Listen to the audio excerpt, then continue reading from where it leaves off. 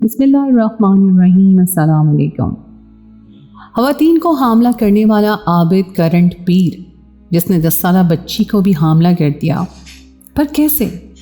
ये वजह जानकर आपकी रूह लर्ज़ जाएगी, क्योंकि जब इंसान अल्लाह के दर को छोड़कर दूसरे दरवाज़ों को खटखटाना शुरू कर दे तो उसमें कोई शक नहीं कि ज़िल्लत और रुसवाई ही उसका मुकद्दर बनती है।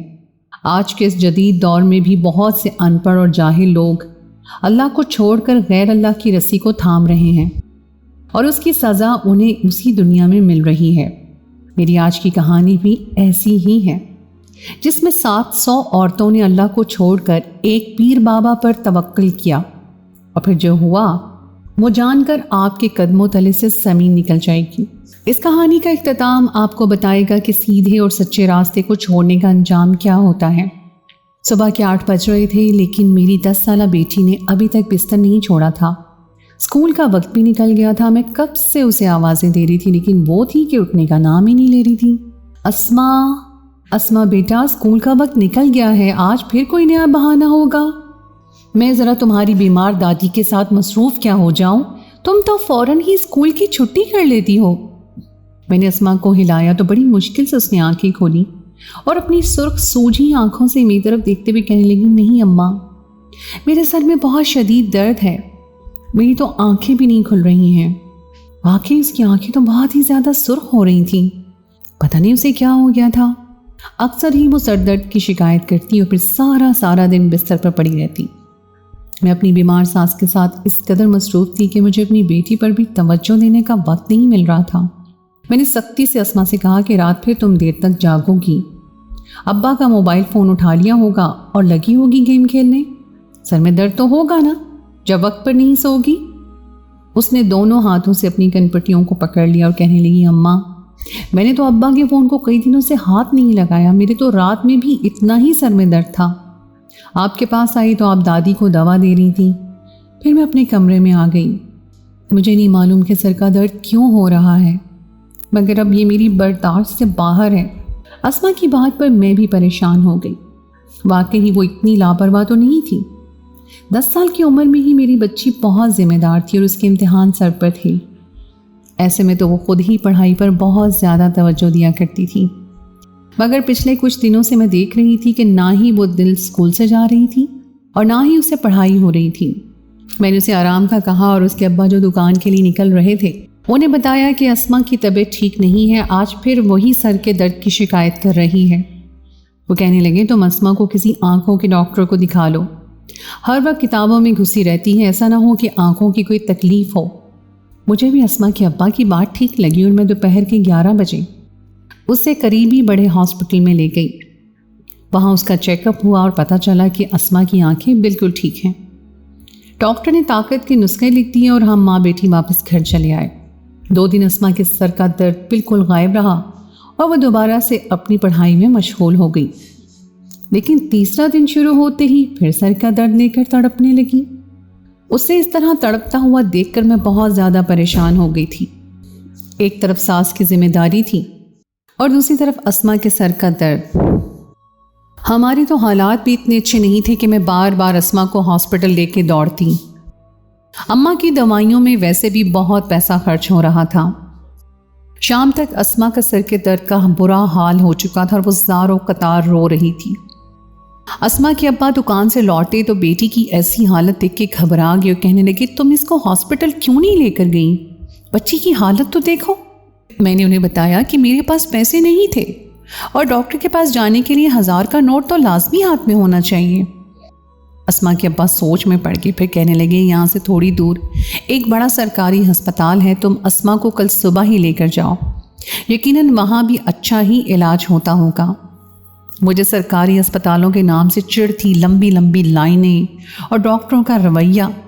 सारा दिन अस्पताल में ही खप जाता और नतीजा भी कुछ ना निकलता।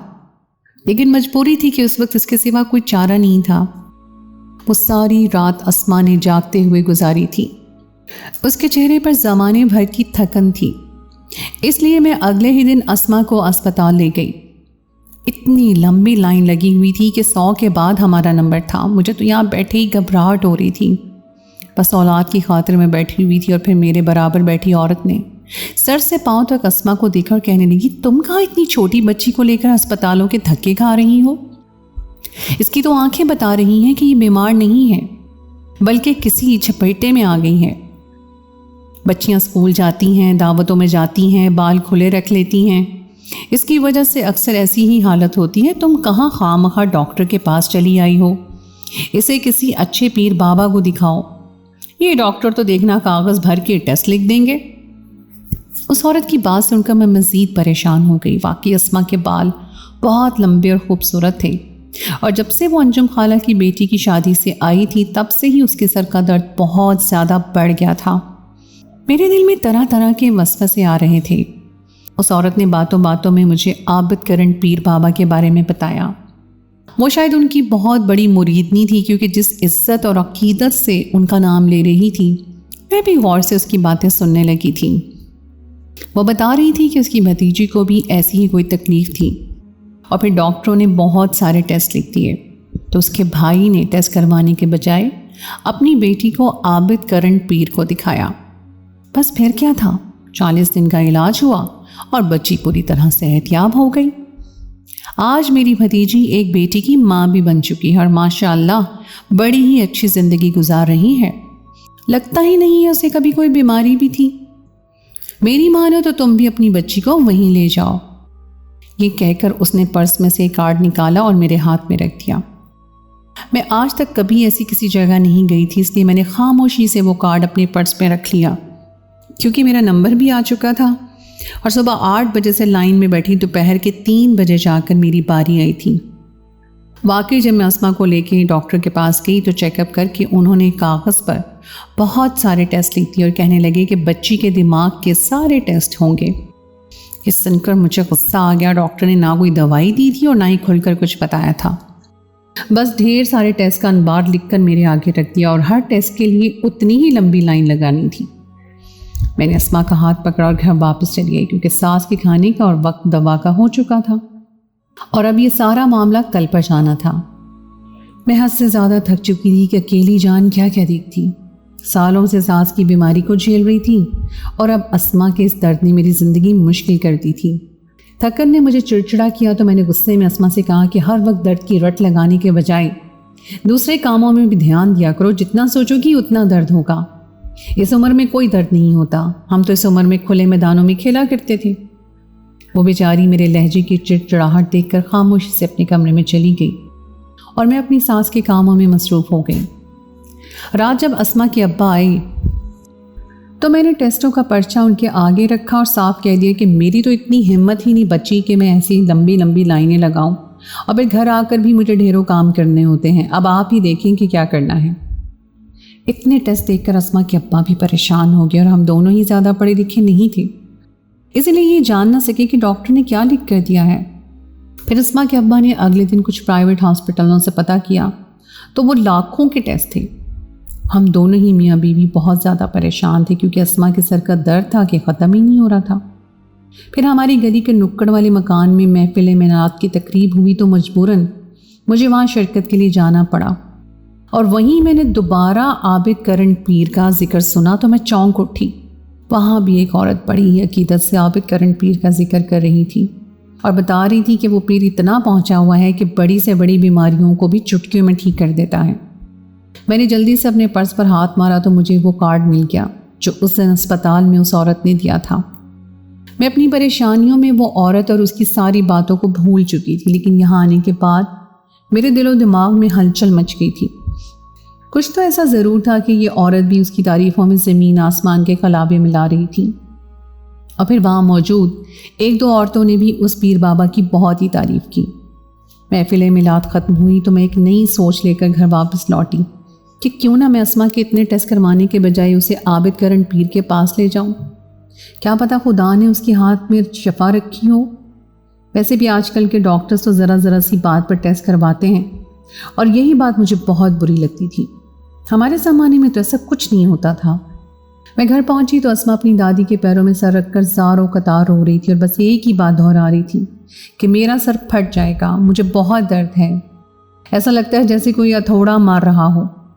अस्मा की बात सुनकर मुझे यही लगने लगा कि अस्मा पे वाकई ही कोई आसेब हो गया है। रात अस्मा के अब्बा घर लौटे तो बहुत परेशान थे। कहने लगे, मैंने दुकान के मालिक से बात की कि मुझे कुछ पैसे एडवांस में दे दें ताकि मैं अस्मा का इलाज शुरू करवाऊं, लेकिन उसने ये कहकर हाथ खींच लिया कि हालात बहुत सख्त हैं और कारोबार बिल्कुल नहीं चल रहा है। एक दुकान का मालिक ही था जिससे मुझे पैसे मिलने की उम्मीद थी और अब तो वो उम्मीद भी टूट गई है।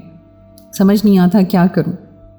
मैंने डरते डरते अस्मा के अब्बा को आबिद करण पीर के बारे में बताया और उन्हें अस्पताल में मिलने वाली औरत की बातों से लेकर महफिल मिलाद में शरीक होने वाली औरतों की बातें भी बताईं। मेरी बात सुनकर अस्मा के अब्बा सोच में पड़ गए। कहने लगे, बेगम, मैं ऐसी बातों पर यकीन नहीं रखता हूँ। अक्सर ऐसे पीर जाली ही निकलते हैं। मुझे यही उम्मीद थी कि अस्मा के अब्बा यही जवाब देंगे। मैंने उन्हें बताया कि जब से अस्मा अंजुम खाला की बेटी की शादी से होकर आई है उसकी हालत ऐसी ही है। कहीं यही बात सच ना हो और हम डॉक्टरों के फेरे काटते रह जाएं। उन्हें तो अपने पैसों से गर्ज होती है, वो हमें क्यों बताएंगे कि हमारी बेटी को कोई बीमारी नहीं बल्कि आसेब चिमट गया है।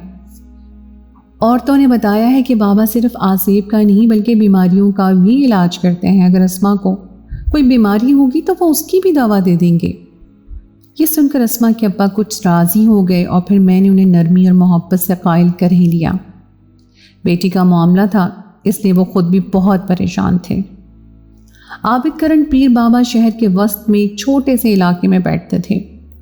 उनके कार्ड पर उनका पता लिखा था। अस्मा के अब्बा कहने लगे, मुझे तो दुकान से छुट्टी ही नहीं मिलती है, तुम खुद अस्मा को ले जाओ और पहले वहाँ मौजूद लोगों से तसल्ली कर लेना कि ये कोई जाली बाबा तो नहीं। बेटी का मामला है, मुझे किसी भी ऊंच नीच से डर लगता है। मैंने अस्मा के अब्बा को यकीन दिलाया कि मैं पहले पूरी तसल्ली कर लूँगी और फिर वहाँ इलाज शुरू करवाऊँगी। मैंने अस्मा की दादी से ये बात छुपाई थी क्योंकि वह छोटी बात की तह तक जाती थी। बीमार होने के बावजूद भी उन्हें घर के मामलात की पूरी जानकारी रहती थी और फिर वो अपने मशवरे देने से भी पीछे नहीं हटती थी। मैं अस्मा के अब्बा की वजह से उनकी खिदमत कर रही थी, वरना उनके हर मामले में मुदाखलत मुझे हरगिज़ भी बर्दाश्त नहीं होती थी। अगर उन्हें पता चलता कि मैं अस्मा को किसी पीर फकीर के पास लेकर जा रही हूँ तो मुझे यकीन था कि वो बहुत हंगामा करती और अस्मा के अब्बा को बातों में उलझा कर हमें वहाँ जाने से रोक लेती। अगले दिन मैंने उन्हें अस्पताल का कहा और ख़ुद अस्मा को लेकर आबिद करण पीर साईं के आस्थाने पर चल पड़ी और अस्मा को भी सख्ती से ये बात समझा दी कि वो दादी के आगे पीर बाबा के बारे में एक लफ्ज़ नहीं कहेगी और उन्हें नहीं बताएगी कि हम वहाँ गए हैं, बल्कि हम ये अस्पताल गए हैं। अस्मा बेचारी तो अपने दर्द से बेहाल थी, वो बस मेरी हाँ में हाँ मिला रही थी। पूरे 1 घंटे के बाद हम आबिद करण पीर के आस्थाने पर पहुँच चुके थे। वहाँ औरतों का काफ़ी रश था। फिर थोड़ी देर में मुझे बाबा की करामात का अंदाज़ा हो गया। वहाँ मौजूद कई औरतों ने उनसे इलाज करवाया था और वो सभी बता रही थी कि वो बांझ औरतों के इलाज से लेकर जिन्नात के इलाज तक बहुत महारत रखते हैं और उनकी सबसे अच्छी बात ये थी कि वो दुआ के साथ साथ दवा से भी इलाज करते थे। जैसे जैसे वक्त गुजरा था मैं बाबा की करामात से मरूब होती जा रही थी। हमारा नंबर आने में काफ़ी देर थी, जब तक मेरी वहाँ मौजूद काफ़ी औरतों से बातचीत हो चुकी थी और फिर खुदा खुदा करके हमारा नंबर आ गया। अंदर कमरे में आबिद करण पीर बाबा तन्हा बैठे हुए थे। वो एक दुबले पतले 50-60 साल के आदमी थे। उनका सर झुका हुआ था और हमारे कुछ कहने से पहले ही उन्होंने कुछ पढ़ना शुरू किया जो अजीब व गरीब से अल्फाज थे जिनके मफ़हूम से मैं नाआशना थी और फिर वो खुद ही आहिस्ता आहिस्ता अस्मा के दर्द के बारे में बताते चले गए। मैं तो ये सुनकर हैरान रह गई कि बाबा को तो देखते ही सब कुछ पता चल गया है। आबिद करण पीर बाबा कहने लगे कि तुम्हारी बच्ची पर आसेब आशिक हुआ है, ये शादी में गई थी ना, वहीं से उस आसेब को अपने साथ लाई है। मुझे इसके लिए चिल्ला काटना होगा और तुम्हें 25,000 रुपये जमा करवाने होंगे। बस 40 दिन की बात है और तुम्हारी बच्ची पूरी तरह ठीक हो जाएगी। बाबा की बात सुनकर जहाँ मुझे तसल्ली हुई वहीं 25,000 का सुनकर मैं परेशान हो गई और बाबा से कहा कि मेरे लिए इतनी बड़ी रकम का इंतज़ाम करना कुछ मुश्किल है। बाबा धीरे से मुस्कुराए कहने लगे, बच्ची का मामला है तो कैसी माँ है, 25,000 रुपये के लिए परेशान हो रही है। लोग तो लाखों लुटा देते हैं। तेरा घर बार जेवर ये सब क्या तेरी बच्ची से ज़्यादा कीमती है? कुछ भी बेच और 25,000 रुपये ला दे ताकि मैं चिल्ला काटना शुरू करूं। मेरे दिमाग में फ़ौरन ख्याल आया कि मेरे पास एक पतली सी सोने की चेन मौजूद है, अगर मैं उसे फ़रोख्त करूंगी तो 25,000 रुपये तो मिल ही जाएंगे। मैंने फ़ौरन हामी भर ली कि मैं अगली दफ़ा पैसे ला दूंगी। बाबा ने एक तार उठाया और अपने हाथ में लपेट लिया, फिर कुछ पढ़ते हुए आसमां के सारे जिस्म पर वो फेरने लगे। बाबा ने सफ़ेद सा सफ़ूफ भी अस्मा के मुंह में रखा था, फिर अपना अमल इसी तरह दोहराते रहे और कुछ देर बाद अस्मा ने खुद अपने मुंह से कहा कि उसका दर्द ख़त्म हो गया है।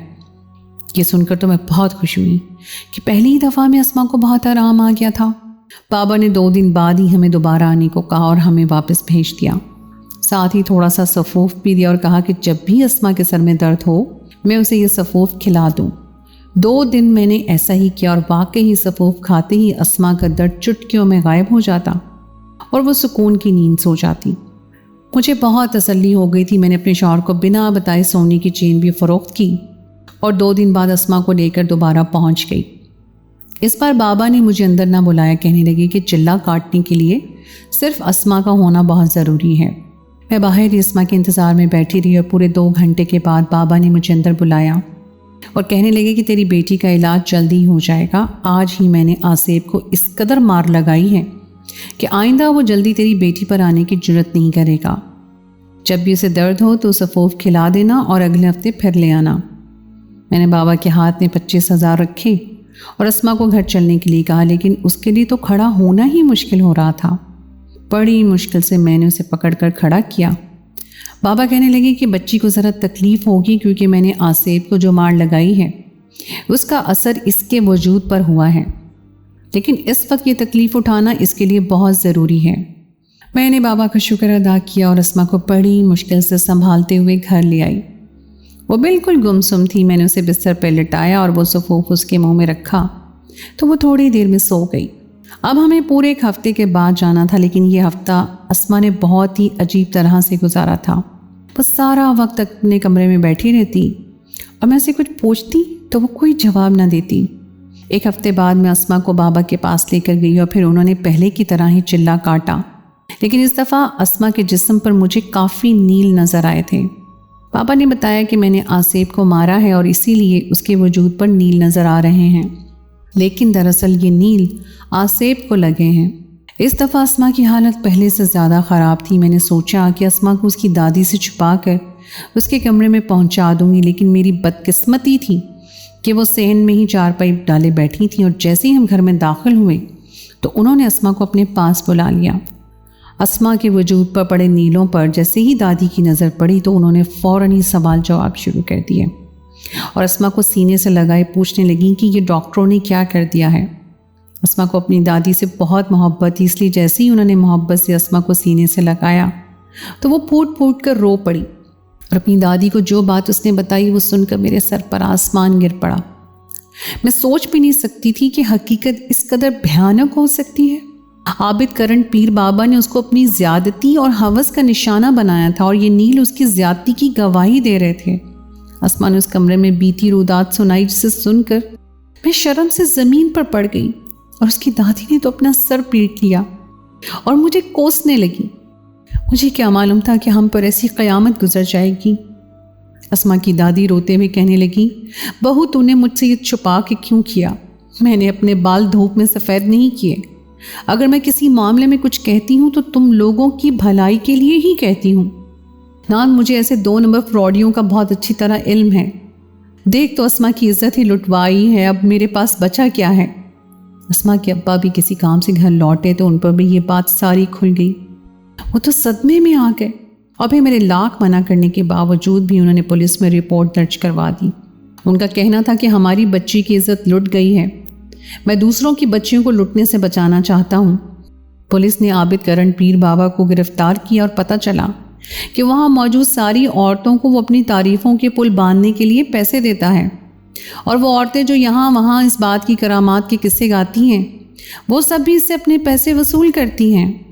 मैंने बड़ी बेवकूफ़ी से आस्ताने पे बैठी औरतों को अस्मा के बारे में सब कुछ बता दिया था और वही बातें बाबा को भी पहुंच गई थी और उसने बड़ी आसानी से हमें घेर लिया था। نہ صرف میں نے اسے 25,000 روپے دیے تھے بلکہ اپنی بیٹی کی عزت بھی خود اس کے حوالے کرتی تھی۔ اور پھر پولیس کی تفتیش کرنے پہ پتہ چلا کہ اس نے آج تک 700 عورتوں کو اپنی ہوس کا نشانہ بنایا تھا، اور وہ یہ کہہ کر ان عورتوں اور بچیوں کو ڈراتا تھا کہ اگر باہر جا کر کسی نے بھی کچھ کہا تو وہ اپنے موکلوں کے ذریعے ان کے گھر والوں کو ختم کروا دے گا۔ اس نے اسما کو بھی ایسے ہی ڈرایا تھا اور اسی لیے وہ پہلی دفعہ میں کچھ نہیں بتا سکی تھی، لیکن اپنی دادی کی محبت ملتے ہی وہ سب کچھ بول اٹھی تھی۔ وہ سفوف جو علاج کے نام پر دیا جاتا تھا وہ نشے کی دوائی تھی جسے کھانے کے بعد اسما نشے میں سو جاتی تھی۔ میں نے گھر میں موجود بزرگ کو رحمت کے بجائے زحمت جانا تھا اور گھر کی بات چھپائی تھی، اسی لیے شاید مجھے بھی اتنا بڑا خسارہ اٹھانا پڑا تھا۔ اسما کی حالت بگڑی اور پھر اس کے سرکاری اسپتالوں میں ہی ٹیسٹ ہوئے تو پتہ چلا کہ اسے برین ٹیومر ہے اور یہ درد اسی کی ابتدائی علامت ہے۔ ہم پر تو دوہری قیامت گزر گئی تھی۔ ڈاکٹر نے کہا کہ اسما کا علاج ممکن ہے، لیکن اب میری بیٹی اگر اس درد اور اس بیماری سے نجات پا بھی لیتی تو شاید وہ زخم اور وہ اذیت کبھی اس کے دل و دماغ سے نہیں مٹ سکتے تھے جو اس ڈھونگی بابا کی وجہ سے اسے ملے تھے۔ میری بیٹی کا علاج چل رہا ہے لیکن وہ بالکل گمسم سی ہو چکی ہے۔ 10 سال کی عمر میں ہی اس نے بہت بڑا ظلم برداشت کیا ہے۔ میری آپ سب سے گزارش ہے کہ ایسے ڈھونگی باباؤں سے اپنی بچیوں کو محفوظ رکھیے۔ گھر میں موجود بڑوں کی رائے اور مشوروں کو اہمیت دیجیے، کیونکہ وہ آپ کو کبھی بھی غلط مشورہ نہیں دے سکتے۔ جو کچھ بھی ہوا اس میں جتنا قصور اس بابا کا تھا شاید اتنا میرا بھی تھا۔ اگر میں دین کی ذرا بھی سمجھ رکھتی تو شاید کبھی اس کے فراڈ میں نہ پھنستی۔ تو دوستو، یہ تھی میری آج کی کہانی۔ امید ہے آپ کو آج کی کہانی پسند آئی ہوگی۔ کہانی اچھی لگے تو اس کو لائک ضرور کیجیے، اپنے دوستوں کے ساتھ شیئر کیجیے۔ اگر آپ نے ابھی تک میرے چینل کو سبسکرائب نہیں کیا تو اس کو فوراً سبسکرائب کر لیجیے، ساتھ ہی لگے بیل کے بٹن کو بھی پریس کر دیں تاکہ آپ کو میری آئندہ آنے والی کہانی کا نوٹیفیکیشن بر وقت مل سکے۔ اگلی کہانی تک کے لیے مجھے دیجیے اجازت۔ خدائے پیمان۔